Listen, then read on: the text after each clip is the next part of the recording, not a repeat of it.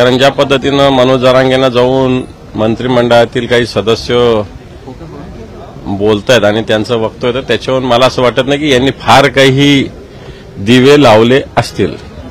विधिमंडळ कामकाज सल्लागार समितीची आज बैठक होत आहे. मागणी होते तुमच्याकडनं की अधिवेशनचा कालावधी हो, आमचं म्हणणं किमान 2 दिवस आणखी वाढवावं, शुक्रवारपर्यंत तरी अधिवेशन होऊ द्यावं, अशा प्रकारची आमची मागणी राहील. पाहू संध्याकाळी बैठकीत काय होतं. अमोल मिटकरी यांनी एक महत्वाचं वक्तव्य केलं आहे. 2024चा संकल्प असा असेल, मुख्यमंत्री हे फक्त अजित पवार असतील.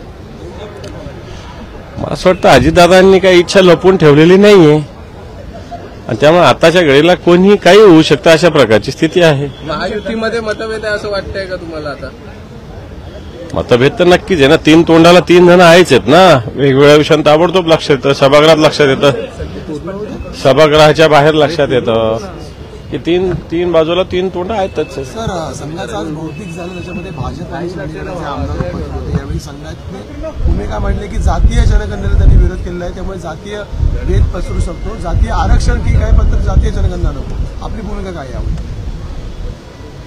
संघाने ती भूमिका मांडलेली. संघ एक वेगळी सांस्कृतिक संघटना आहे, सामाजिक संघटना आहे. तिची भूमिका, राजकीय पक्षाची भूमिका वेगवेगळी असू शकते. त्यामुळे संघाच्या भूमिकेवर आम्ही भूमिका व्यक्त केलीच पाहिजे. आमची भूमिका जगजाहीर आहे. नाही, जातीय गणनेला तुमचा विरोध आहे की करावी? आमची भूमिका व्यक्त केलेली आहे ऑलरेडी या सगळ्या विषयाची.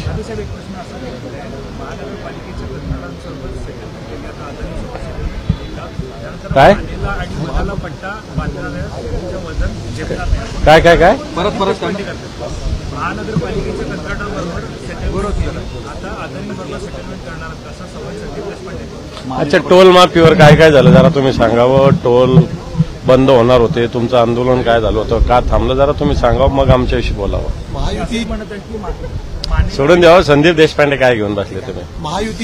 महायुतीचे बहुतेक वेळा ज्यावेळी अधिवेशन असतं त्यावेळी रेशीमबागमध्ये उपस्थिती लावतात. मुख्यमंत्री असतील, उपमुख्यमंत्री असतील. यावेळी मात्र मुख्यमंत्री एकनाथ शिंदे आणि उपमुख्यमंत्री अजित पवार या दोघांनीही त्या ठिकाणी जाणं टाळलेलं आहे.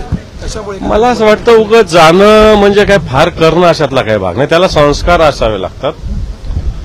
उगाच नुसतं शरीराने जाणं, मन तिथं नसणं, याला त्या जाण्याला काही अर्थ नाही. मला नाही वाटत मुख्यमंत्री आणि अजितदादा आणि एकनाथ शिंदे बी काही आरएसएसच्या विचारसरणीचे आहेत किंवा त्या विचारसरणीला मानतील.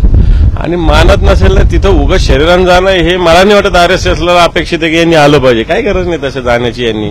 आणि त्यांनाही वाटत नसेल की हे यावं म्हणून. स्पष्ट चर्चा सध्या महावितरण संदर्भात सुरू आहे. महावितरणमध्ये घोटाळा झाल्याची बातमी समोर येते.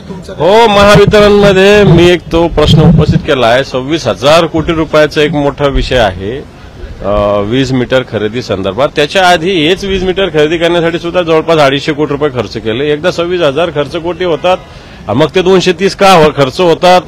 काही गोष्टीच्या बाहेर बाजारात 60 कोटीला आहे, त्या 230 कोटीला घेतलं जातं.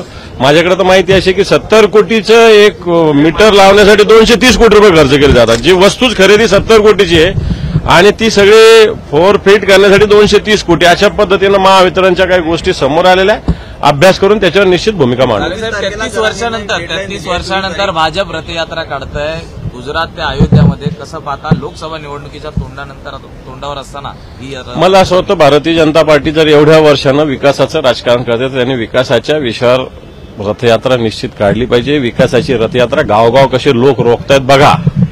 यांच्या ज्या योजना, फसव्या योजना, त्या गावगाव सांगत असताना किती प्रत्येक गावात या रथाला अडवलं जात आहे. कारण ह्या घोषणा याच्याविषयी आम्ही शिवसेनेनं तर उद्या चर्चा केलेलीच आहे. पुन्हा एकदा आम्ही चर्चा घेणार या विषयावर की ज्या पद्धतीने हे रथ फिरतात. वाटतं या रथाला का अडवतात याचा विचार व्हावा आणि ह्या रथाला अडवतात म्हणून ही रथयात्रा काढली जाते असं माझं मत आहे. 24 तारखेला डेडलाईन दिली आहे जरांगेंनी. मुख्यमंत्री आपला शब्द पाळतील का? मला नाही वाटत.